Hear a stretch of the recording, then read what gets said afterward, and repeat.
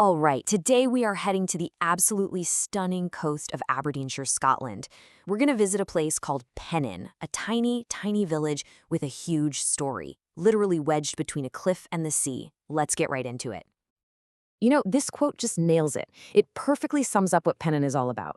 On one hand, you've got this Hollywood fame, but on the other, its heart and soul have always belonged to the wild North Sea. And it's that mix, that blend of movie magic and raw nature that really makes the place unforgettable. So, to really understand what makes Pennan so special today, we have to start with its most famous resident. And believe it or not, it isn't a person. It's a bright red telephone box, and it's all thanks to a really beloved film from the 80s. Okay, first, just try to picture the scene. Pennan is basically just one single row of these beautiful whitewashed cottages, and a lot of them have their narrow ends facing the sea to brace against the wind. The whole village is tucked into this tiny sliver of land at the bottom of a massive cliff. It's got a pub, a little harbor, and, of course, that phone box. And this is where everything changed. In 1983, this movie, Local Hero, used Pennan as the main location for the fictional village of Furness. All of a sudden, this quiet little fishing hamlet was on screens all over the world, and film fans started showing up from literally every corner of the globe. So that phone box became the central symbol of the film, right? It was the connection between this remote village and the entire outside world. But there's a fantastic little piece of movie trivia hiding right there in plain sight. Here it is, a great little piece of movie magic for you. The phone box that you see in all those iconic scenes in the film, well, it was a prop. The real, actual, working telephone box was just a few feet away, hidden during filming. And today, that genuine phone box is a C-listed historic building, protected because of the fame that the prop brought to the village. How cool is that? But long before Hollywood ever arrived, Pennan had a rich and fascinating history that was completely 100% dependent on the sea. The village really started to take shape back in the 18th century as a fishing community, and life was tough. The harbor, which was first built in the 1700s, was destroyed again and again by storms and had to be rebuilt over the centuries. It just shows you how vital that connection to the sea was for survival, way before it was a spot for tourist photos. The shift in daily life there has been pretty dramatic. For generations, Pennan was all about fishing families, clans like the Watts, the Gats, and the Wests. The men would fish and the women sold the catch inland.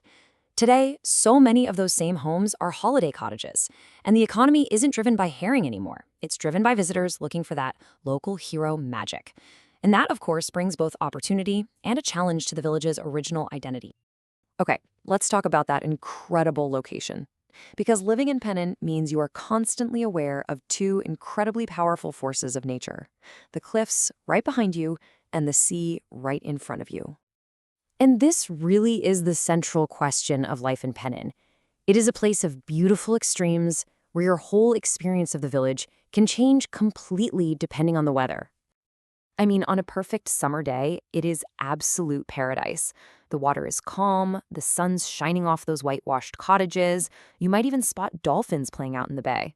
It just feels so peaceful, so tranquil, and totally removed from the craziness of the modern world. But in the winter, when one of those gales blows in from the north, it is a different world entirely. You've got waves crashing against the sea defenses, salt spray filling the air, and you can just feel the raw, untamed power of the North Sea. It's a powerful reminder of why those cottages were built the way they were, gable end onto the water. And the threat isn't just coming from the sea. Those cliffs behind the village are a constant concern. Back in 2009, a massive 25-foot crack appeared on the cliff face after a landslip, and there were real fears that the village might have to be evacuated. It's a pretty stark reminder of the fragile beauty of this place. So after all that, are you feeling inspired to visit? Because if you are, let's get practical. Here's what you need to know to plan your own trip to this amazing cinematic escape. Honestly, just getting to Pennan is an adventure in itself. You'll drive along the beautiful Aberdeenshire coast, but that final approach is something you will not forget. It's a very steep, very narrow, single-lane road that just winds its way down the cliff face. My advice, take it slow and be ready to reverse if you meet someone coming the other way. So, how long should you stay? Well, 1 or 2 days is pretty much perfect for just soaking in Pennan itself, seeing the key sites and just relaxing. But if you have 3 days or more, you can use it as a great home base to explore other stunning coastal villages nearby, like the equally dramatic Crovey and Gardenstown. And despite its small size, there is a lot to experience. It's a photographer's dream for sure. Keep your eyes on the water for dolphins and seals. Pop into the Pennan Inn for a pint and get a real sense of its 300-year history. Or just wander along the Pebble Beach. And for a bite to eat, the inn serves great local seafood. And there's this charming little shack called the Coastal Cubby for coffee and cake. All right, and just a few final tips before you go. The weather can change in an instant, so definitely pack layers. Accommodation is super limited, so book well ahead of time. And please remember, this is a living village. It's not just a film set. People call it home, so just be mindful and respect the peaceful atmosphere. And that really brings us to a final thought. Pennan makes you wonder, is a place to find more by its long, deep history or by the stories that we tell about it?